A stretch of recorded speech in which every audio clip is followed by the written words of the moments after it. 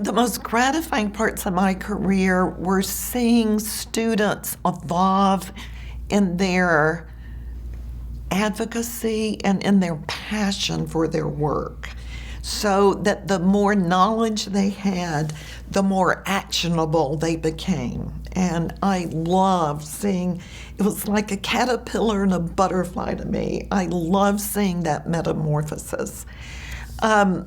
Another highlight was working in very close partnership with families of color who worked at the grassroots level for their children, but who had no grant funds like universities have to do that work. And my husband, who was my best professional partner, and I would work closely with them in listening to what they do in these really difficult situations and translating that into grant language, and then working with them to write a grant. And they were funded and they got money to have a computer and to have travel money and to have money for babysitting and for transportation for their family workshops. And it gave us so much gratification to see these natural, authentic, culturally responsive leaders have the underpinning to do the work. And some of them now have had those grants for 20 and 25 years, and it thrills our soul. And one more thing that was the most gratifying was my husband Rudd and I have 2 major textbooks.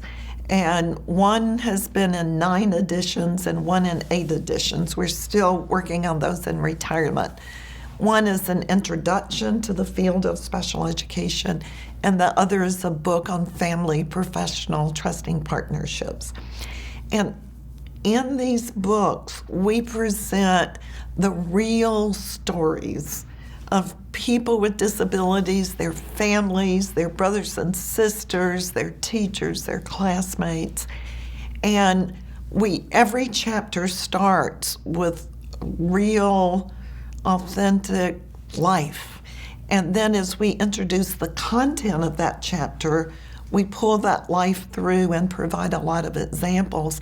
And then at the last part of the chapter is saying, if all of these good practices are done, this is what could happen in the future, and we project it. And what makes me feel really good and a lot of deep gratification is because our textbooks early on were so successful, other textbook writers started emulating those. I was going to say copy, but emulating, replicating, so that there was this transformation from this clinical, distant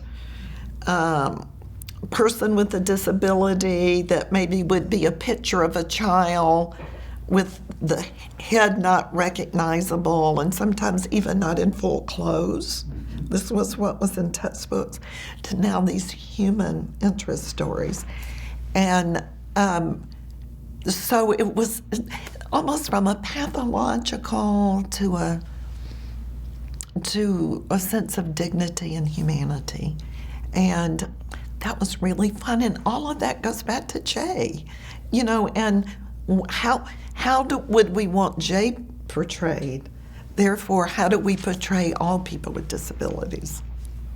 A couple of things that were really disappointing to me as I look back, and my retirement was a good chance to do that, to clean out my files, to see what was there over the years, and to realize that I started a lot of things that I never finished.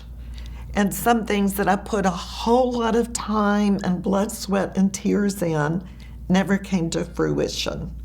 And that, I thought, gosh, if I'd only known when I started that effort that was really not going to go anywhere, I wish I could bottle up that time and get it back so I could use it on something that would go somewhere.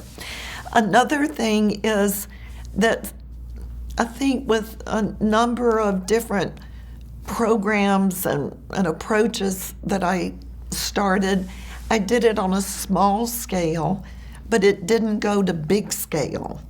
And that is something that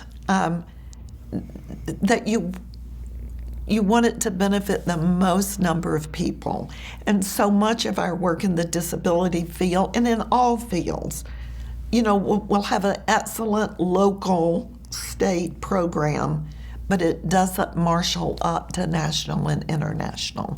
So I regret that, and that's disappointing.